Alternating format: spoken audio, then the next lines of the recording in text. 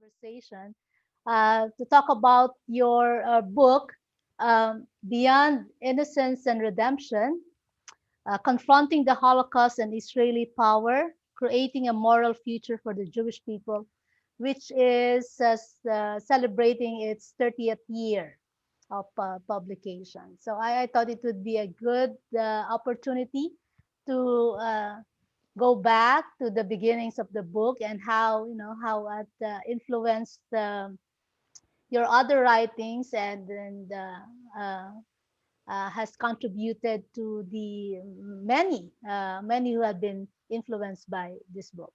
So let me begin with the question about how did what prompted you to write this book. This book came after your Toward the Jewish Theology of Liberation, the second edition, the pricing and the future. So Well, I wrote Toward a Jewish Theology of Liberation in 1986, and it was published in 1987, before the Palestinian uprising, and it got some notice.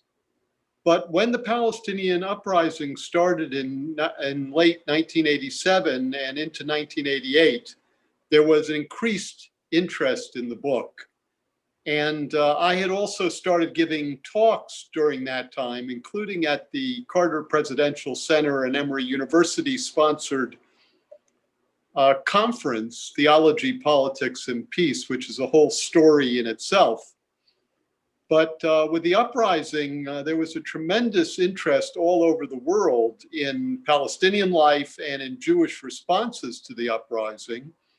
And Toward a Jewish Theology of Liberation was becoming a big item of conversation.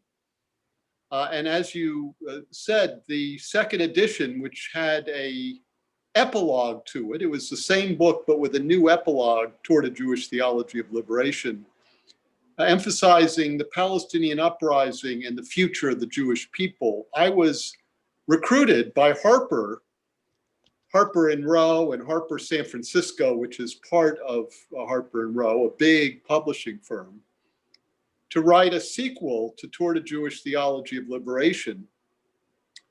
And when I signed the contract, it was probably 1988, maybe 1989, but I sat down to write the book Beyond Innocence and Redemption, and I wrote it very quickly. And I was learning a lot in the interim between the time I started writing Toward a Jewish Theology of Liberation and the uprising and my speaking engagements and people talking to me and me reading more and all. So the book came within the Palestinian uprising. I wrote it within the Palestinian uprising, and it was published while the Palestinian uprising was in force. And that became another avenue for my speaking and further writing. It's an extension of Toward a Jewish Theology of Liberation, but it has more depth. I had learned a lot more. It's a longer book. It's a better book in a sense. But Toward a Jewish Theology of Liberation was the landmark book. okay. Tell us about the title. This is a very interesting title and quite a long one. It is a three-part title. Beyond Innocence and Redemption, Confronting the Holocaust and Israeli Power, Creating a Moral Future for the Jewish People. Well, the question among Holocaust theologians, if the Holocaust would finish off Jewry, that is, why be a Jew after the Holocaust? There was all sorts of reasons to fear being Jewish after being singled out in Europe and in history. Israel gave us a power to protect ourselves, but also to continue our history. This was a theme in Holocaust theology. So Israel was, in that sense, innocent and redemptive. And what I was saying was we had to get beyond both. That is, we were innocent in our suffering as suffering people are innocent, but we weren't innocent in our empowerment as no people are. We drove out Palestinians. We oppressed Palestinians. We may have needed Israel. One could argue that from Jewish history, but we couldn't say that our empowerment was innocent. And was it really redemptive if we were now oppressing a people and during the uprising, keeping them from even having their own state? Could that be our redemption? Could the suffering of others be our redemption? So beyond innocence and redemption, we needed to move. That was the first part. Mm-hmm. And to do that, we had to confront the Holocaust, not the actuality of the Holocaust, but how the Holocaust was being used to reinforce our sense of innocence, not only in our suffering, Mm-hmm. but in our empowerment. And we also had to confront Israel. In Holocaust theology and in most Jewish minds, Israel was almost a dream of redemption. But in fact, Israel is a concrete state. It has done some wonderful things and some terrible things. And we had to come to grips with Israel as a state, not as a Jewish dream, especially in relation to the Palestinian people. And the third subtitle, Creating a Moral Future for the Jewish People, was, again, like the first two parts of the title, very controversial because we thought we were innocent in our suffering and empowerment. We constantly referred to the Holocaust and Israel as our redemption or redemptive. So for many Jews, we had a very moral present. Mm-hmm. And I was raising the question, do we? And saying, well, not exactly, that we would have to work toward a moral future. And that would mean freedom also for Palestinians. Yeah, I remember you saying way back in 2016 when you were here in the your last lecture at De La Salle University, where you said that if my redemption is the cause of your suffering, then it's not my redemption. So I was saying this to Christians, if your redemption causes Jewish suffering, it cannot be your redemption. So I had to apply it to my own people too. If my redemption causes suffering to Palestinians, I don't mean 1 day or 2 days, or there's all sorts of things in history, but a permanent suffering to another people, conquering another people, expelling them, making them refugees, keeping them from having their own state. How could that be our redemption? It might be our empowerment. mhm. And if you want to say that Jews should be empowered no matter what the cost, and we don't care what happens to others, then say that. We could argue it, but you can say that. But that's not the way Jews were articulating it. Holocaust theology, Elie Wiesel, Richard Rubinstein, Emil Fackenheim, Rabbi Irving Greenberg, the main exponents of it, very powerful within the Jewish world, were saying that we were innocent and Israel was redemptive. They weren't saying, I don't care. Well, Rubinstein was different, my teacher. Rubinstein did say he didn't care, but he was ostracized by the others because all of the others wanted to keep the sense of Jewish innocence at the forefront. And therefore, another part of it was anyone who tried to keep Israel from being there or doing what it wanted to do was interfering with our redemption. So Palestinians weren't only something to be a people to be dealt with, they were a people to keep silent and keep out of the picture, or to describe them as uncivilized or terrorists, so that they wouldn't threaten our sense of innocence and redemption. Yeah. Okay, so I would like to move on to because as a theologian, this is what interests me. Because this book is a work on theology. But you have a very interesting definition of theology, and here I'd like to read it because I think it's really powerful. It's compelling, and I have actually used it in my teaching now. You said that though Jews rarely speak in overt theological terms, the nuances of our discussions, our hopes and aspirations, intimate and intense yearning for a moral and religious framework within which to address these issues. You know, what you have said about the innocence and the redemption and the need for a moral future. Here I speak of theology in terms of its task rather than its speculative or systematic dimensions. That is, theology as nurturing the questions a people needs to ask about the history they are creating. So I think this is it's actually very beautiful definition of theology. And what what brought you to this insight about theology? At this time, you were teaching at Mary Knoll School of Theology, and so did the conversation, what was happening there, also contributed to this wonderful insight about theology? Well, I don't know where that came from, to be honest with you, but think about it. If you look at liberation theology, which I was very involved with at Maryknoll, liberation theologians were creating a theology that people, especially poor people, but also committed people, could act within and mobilize for a different future than the present.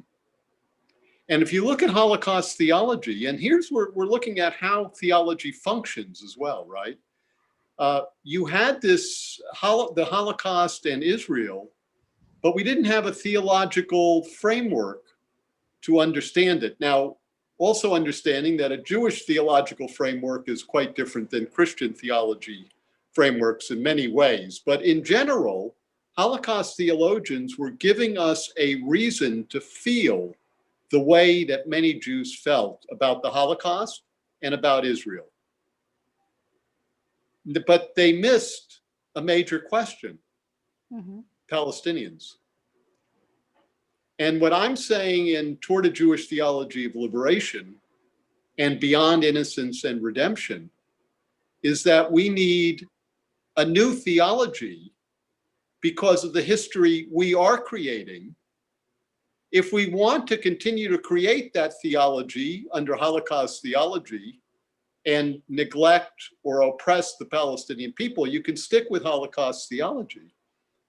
But that's not going to create a moral future for the Jewish people. If we want to create a moral and ethical future for the Jewish people, we need a theology which incorporates Palestinians and what we have done and are doing to the Palestinian people. We needed a new theological framework, remembering that in Jewish theology, the theological framework isn't always theological in relation to how Christians think about theology. Jewish theology comes from history. Now, by the way, Christian theology does too. Christians just don't understand it that way or admit it. That's the difference. So there maybe not, the difference may not be so much, but all of Christian theology comes out of historical actions and events and historical aspirations. So does Jewish theology. It's just that Christian theology is more overt in its theological imagery, but it also hides history. Now, Holocaust theology also hid part of our history. Yeah, that's the great thing about theology. It brings to light parts of history, but it also hides parts. So Holocaust theology hid the part of what we had done and what we are doing to Palestinians.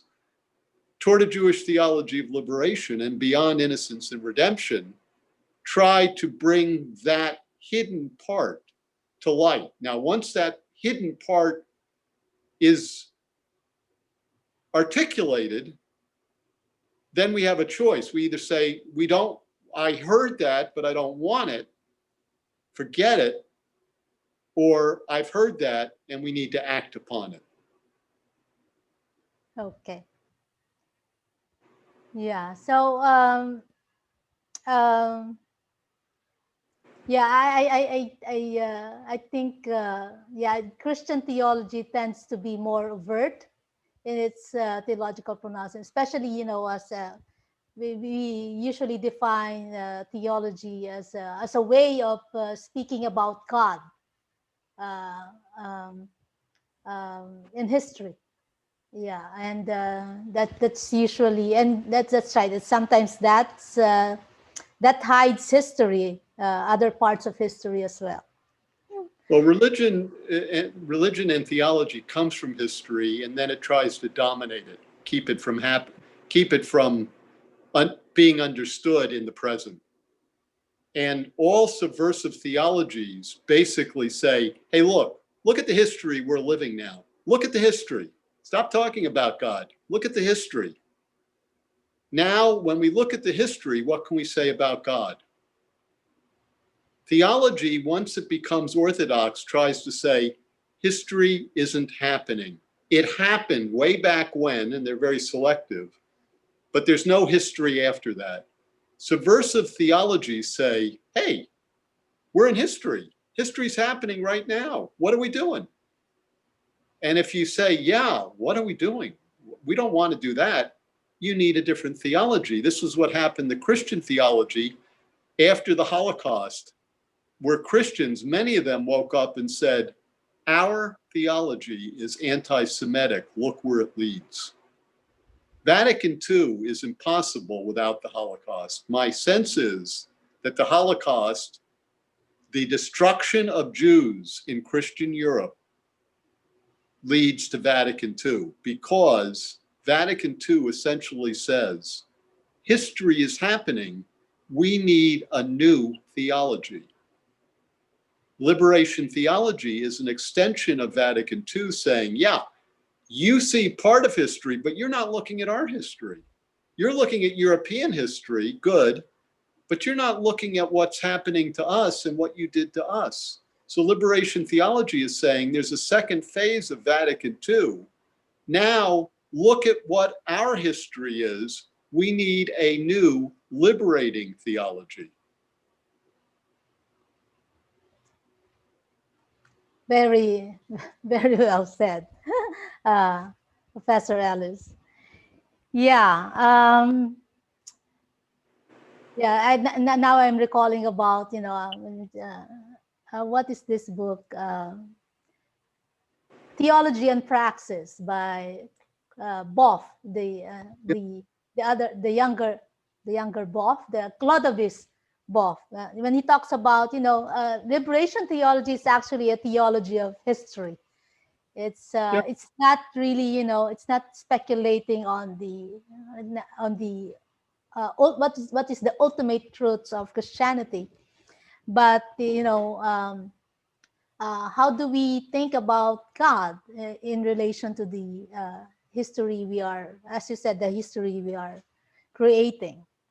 Now, in relation to that, I'd like to read another part of your introduction in the Beyond Innocence and Redemption, where you criticize the way that liberation theologians also criticize some theologians, Christian theologians, that you were not saying this.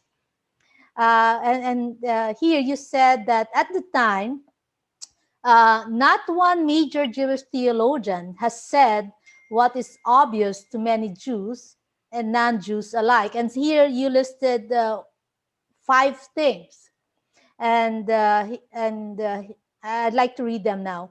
What Jews have done to the Palestinians since the establishment of the State of Israel in 1948 is wrong. In the process of conquering and displacing the Palestinian people, Jews have done and what has been done to us over 2 millennia. In this process, Jews have become almost everything we loathe about our oppressors. It is only in the confrontation with state power in Israel that Jews can move beyond being victim or oppressor. The movement beyond victimization and oppression can only come through a solidarity with those whom we as Jews have displaced, the Palestinian people.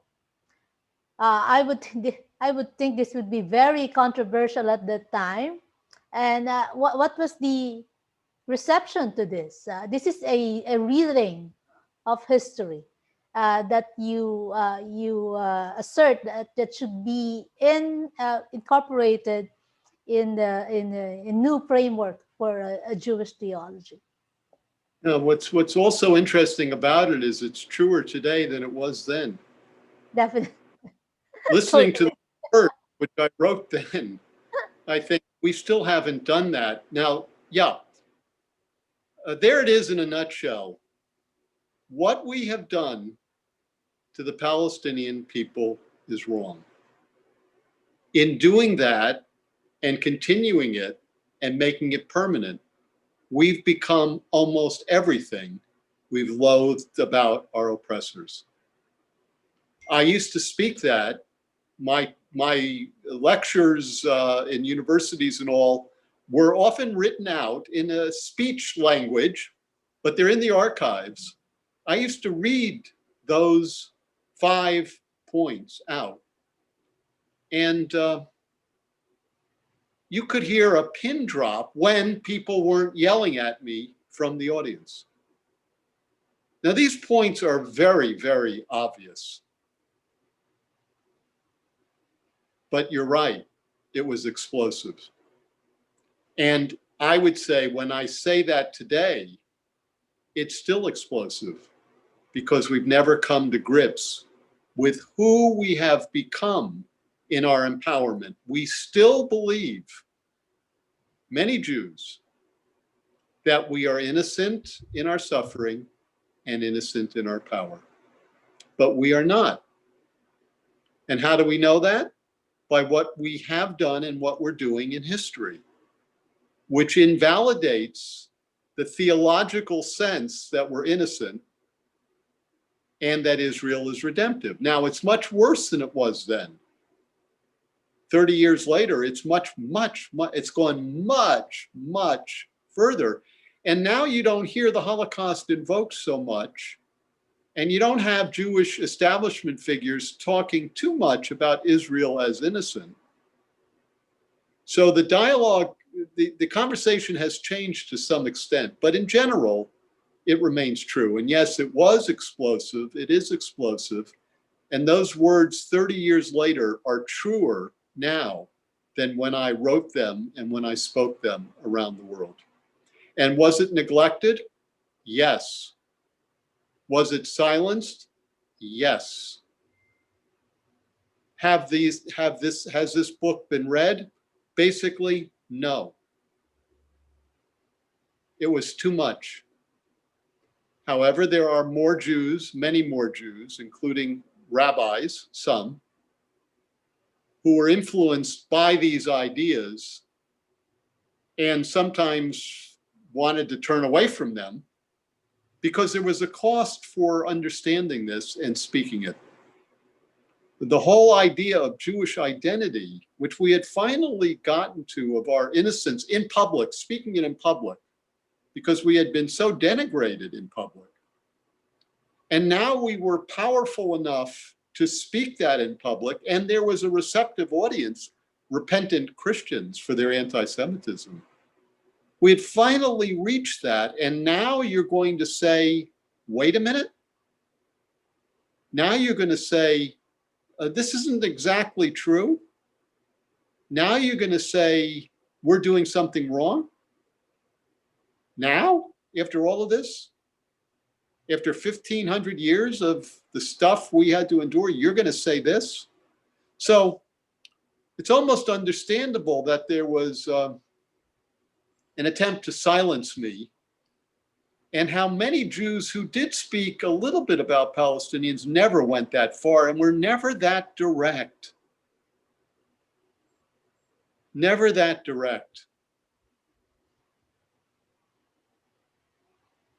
And that's where I couldn't align myself with some progressive Jews who realized there was something wrong but didn't want to speak it out. And Beyond Innocence and Redemption is very direct. And it's also very true, in my view. Yeah. Well, that's true. It remains explosive until now. Yes. So 30 years later, I think as you said, there have been many Jews and non-Jews who have been influenced by these ideas. And now, actually, when you hear the discourse on Israel Palestine now, you would actually hear these ideas spoken out by many progressive Jews and Christians. Um, uh, Well, so a so block, though. that's that an affirmation or maybe a vindication. But not as, no, in some ways. One of the chapters in Beyond Innocence and Redemption is the tradition of dissent. And there, I surfaced there by piecing things together and grabbing things that I found. The idea that certainly I wasn't the first person to dissent about the use of the Holocaust or how Israel was acting. There was a tradition of dissent that I had inherited and hadn't been taught. We had inherited and hadn't been taught, including people like Hannah Arendt and all. So I wrote about them because I was trying to give a foundation for a new theology. And there were parts of it, most of them written by secular Jews, and most hadn't taken seriously the Holocaust. So some of the liberal ideas before that didn't make sense to me.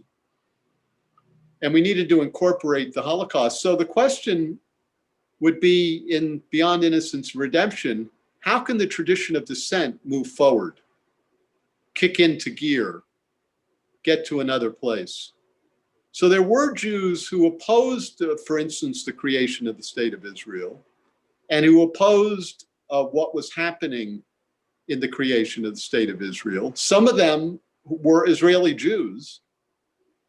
And all of this became more exposed during the Palestinian uprising as I was writing. I was writing contemporaneously with the uprising.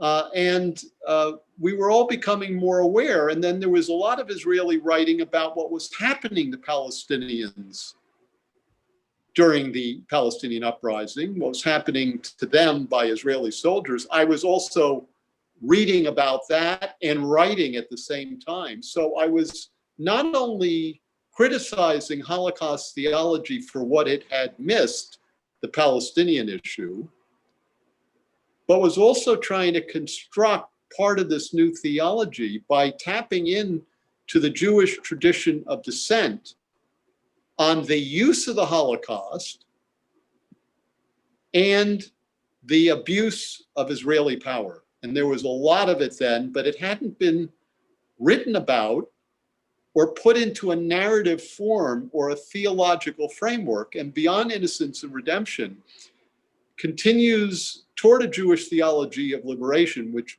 with it now during the uprising, continues this attempt to historically lay the groundwork for a new theology. So I wouldn't say that toward a Jewish theology of liberation and Beyond Innocence and Redemption is just criticizing the way the Holocaust is used and criticizing Israeli power. It does that.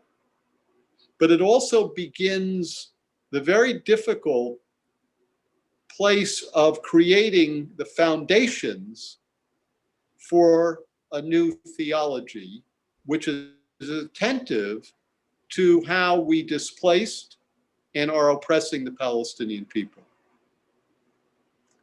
Okay, so let us pause there, and the next part of this conversation, we will look into that tradition of dissent And talk about that in the next part of the conversation. So thank you, Professor Ellis. Well, thank you.